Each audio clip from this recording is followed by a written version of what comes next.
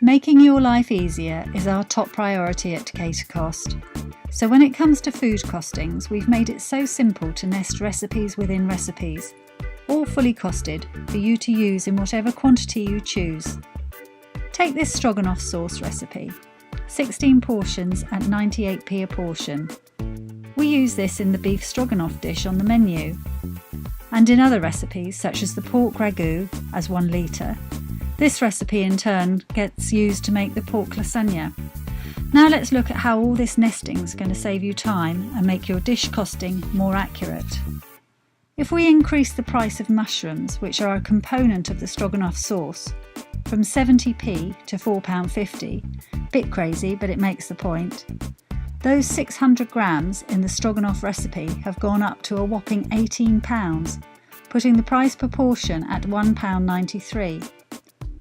This then flows into the beef stroganoff dish, affecting the margins by 5%, down from 73% to 67%, a disaster. And into the ragu recipe, where the mushroom price change has made the portion price increase from 70p to 90p. This in turn will flow into the pork lasagna dish and affect that price and profit too. Recipe within a recipe is one of the unique features of Catercost, making your life easier and your profits healthier.